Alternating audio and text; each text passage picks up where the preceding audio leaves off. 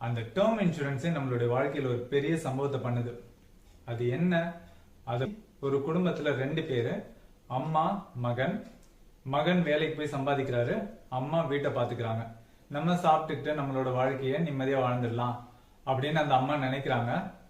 நினைப்பாங்களா? நினைக்க மாட்டாங்க. அந்த எதிர்பாராத விதமாக அந்த மகன் இறக்க நேரிடுது. அந்த வீட்டோட சூழலே ஒரு தடுமாற்றத்துக்கு உள்ளாகுது.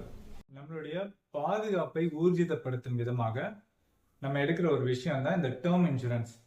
அந்த டேர்ம் இன்சூரன்ஸ் எடுக்கும்போது ஒரு முக்கியமான விஷயத்தை கருத்தில் கொள்ளாததனால் அந்த டேர்ம் இன்சூரன்ஸே நம்மளுடைய வாழ்க்கையில் ஒரு பெரிய சம்பவத்தை பண்ணுது. அது என்ன? அதை பற்றி பேசுவதற்காகவும் அதை பற்றிய ஒரு விவாதத்தை உங்களிடத்தில் முன்னெடுப்பதற்காகவும் உதாரணமான ஒரு சினாரியோ எடுத்துக்கிறோம்.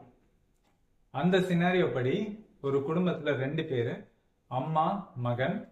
மகன் வேலைக்கு போய் சம்பாதிக்கிறாரு, அம்மா வீட்டை பாத்துக்கிறாங்க. இந்த அம்மாவுக்கு 2 அடையாளம். ஒன்னு ஹோம் மேக்கர், இன்னொன்னு ஃபைனான்சியலி டிபெண்டன்ட் உமன்.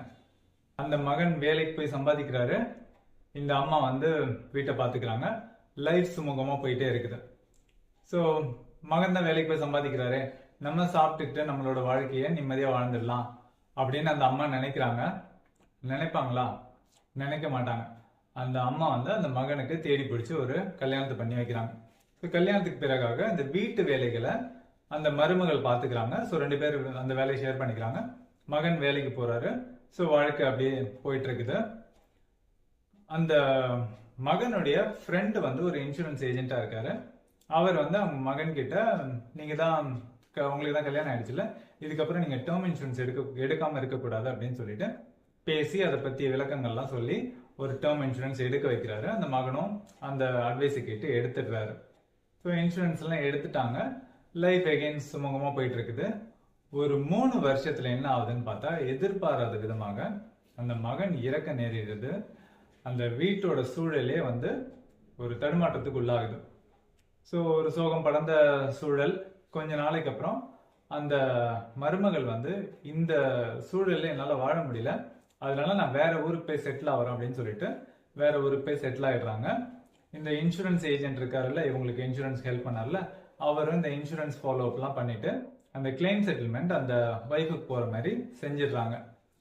இந்த அம்மா இருக்காங்கல்ல, இந்த மகனை சார்ந்து வாழ்ந்து கொண்டிருந்த இந்த அம்மா இன்னைக்கு அவங்களோட வாழ்க்கை தேவைகளை பூர்த்தி செய்யறதுக்கு வருமானம் இல்லாம தடுமாறுறாங்க. அந்த தேவைகளை பூர்த்தி செய்து கொள்ளும் விதமாக பக்கத்துல உள்ள ஸ்கூல்ல, அவங்களோட வயசு 65, இன்னைக்கு அவங்க ஒரு வேலைக்கு போயிட்டு இருக்காங்க. சினாரியோ உண்மையா பொய்யா இல்ல கற்பனையா, இந்த விவாதத்துக்குள்ள நம்ம இப்ப போக வேண்டாம். ஸோ இந்த மகன் டேர்ம் இன்சூரன்ஸ் எடுக்கும்போது கருத்தில் கொள்ளாத ஒரு விஷயம் என்ன அப்படின்னு பார்த்தா, நாமினி.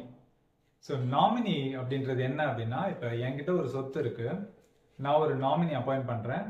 நான் இறந்து போகும் சூழல்ல அந்த நாமினி இந்த சொத்தை என்னுடைய வாரிசு, சட்டப்பூர்வமான என்னோட வாரிசுக்கு இந்த சொத்து போய் சேரும் விதமாக ஒரு இன்ஸ்ட்ருமெண்டா செயல்படுவார். அவர் தான் இந்த டிரான்சிஷனுக்கான ஒரு அஸ்திவாரமா இருப்பார்.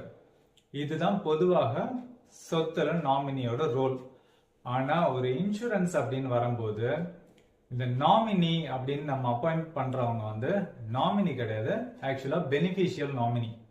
இன்சூரன்ஸ் லாஸ் அமெண்ட்மெண்ட் ஆக்ட் 2015 அறிமுகப்படுத்தினது தான் இந்த பெனிஃபிஷியல் நாமினி. அதாவது ஒரு இன்சூரன்ஸ் எடுக்கும்போது யாரை நம்ம நாமினியா போடுறோமோ அவங்க தான் அந்த கிளைமோட மொத்த சொந்தக்காரங்க. ஸோ இந்த நாமினின்றது ஒருத்தர் தான் போடணுமா அப்படின்னு கேட்டா கிடையாது, மல்டிபிள் நாமினிஸ் போடலாம்.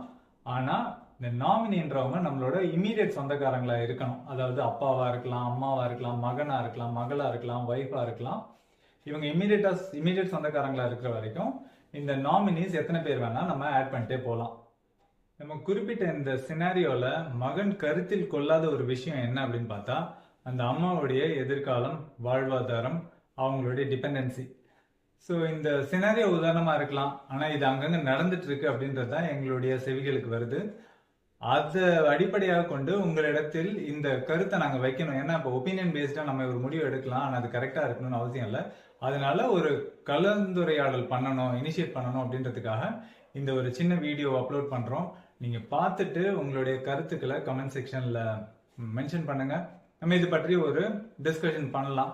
பண்ணிட்டு மேபி ஒரு கன்க்ளூஷன்ல நம்ம இன்னொரு வீடியோவும் செய்யலாம். ஸோ மீண்டும் ஒரு நல்ல பதிவுடன் உங்களை சந்திக்கும் வரை உங்களிடமிருந்து விடை பெறுகிறோம். நன்றி, வணக்கம்.